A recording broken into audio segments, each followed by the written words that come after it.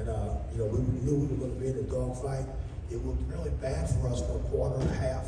The big play right before the half, which I might incidentally add, was called by the three of them. They came out and said, "Coach, if we run a quick out and pump it, Jacob's going to be wide open." 99 times out of 100, I never listened to a player. Okay? These guys have been with me so long, I believe them. So we threw a comeback route to Jacob in case his call didn't work. We could still kick a field goal, but he was wide open. You would have to ask Jacob if he really caught it. Now he said he did, but it was kind of close. He was so open, he had time to think about it, but it was a great call by Mason, Jasper, and Jacob.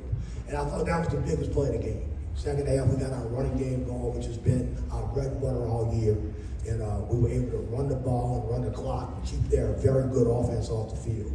But my hat's also off to Jacob Washington. He was the well-deserved MVP tonight. He had a great game. And both these guys, unfortunately, are going to Michigan.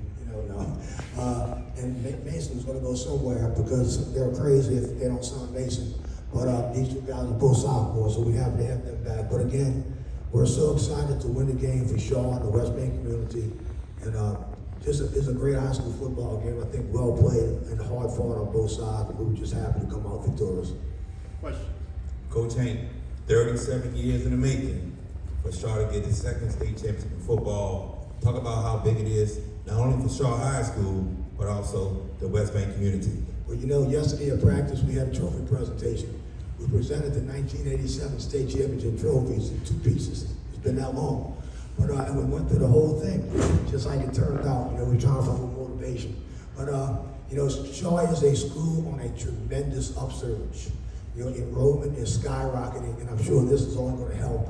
You saw the West Bank fans turn out tonight for the game. And in 3 short years, the program has turned completely around, mainly these guys. But I'm just so happy to get to where we got and win a state championship, which is so hard to do. And I know that.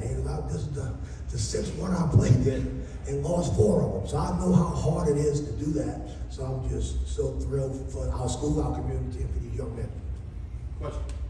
Coach and Jasper, that big play to the 4th quarter when you guys had that big run to go up 2 scores. What was your thoughts on the play and also how Jasper broke out that run to get that score for y'all? Okay, first of all, it's the best play in our offense is GT counter.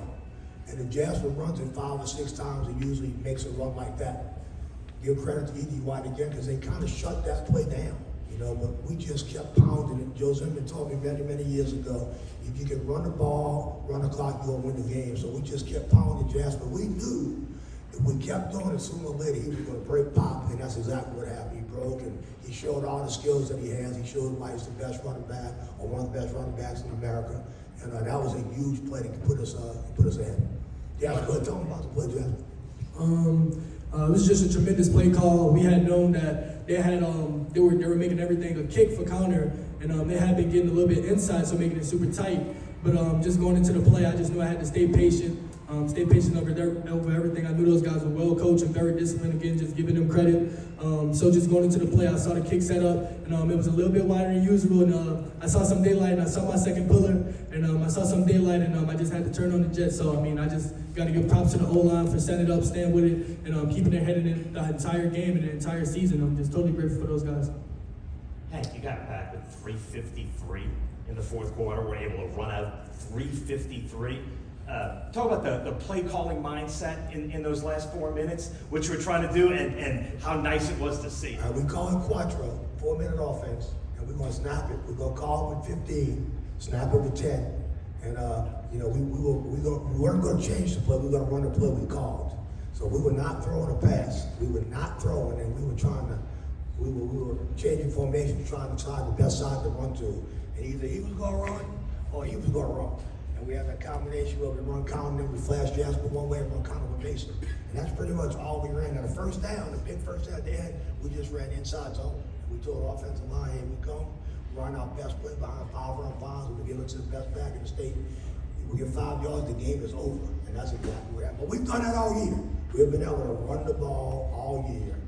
And I keep referencing my mentor, Joe Zimmerman, but run the ball, run the clock, and you got a chance to win every game. And that's what we do. And we played great defense. These guys over here tested that, both 15-year-old sophomores.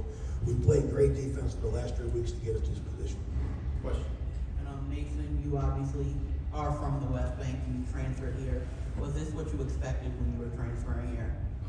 To be honest, no. I mean, when you go to a school that's not known for winning, you don't think we're going to win. But Coach Hank put it in our head that we're going to win, and we showed up every day and trusted the process, and look where we are.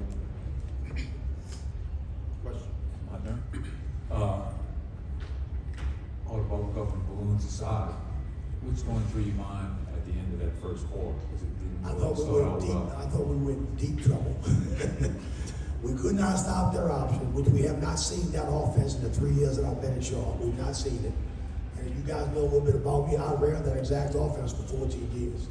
And we got a quarterback in Pontoon and TJ Philly who was 6'7". So we couldn't run with him. So I wish I had never gotten out of that offense. But I know how it is to stop when it's run well, and they run it as good as I've seen a high school team run it.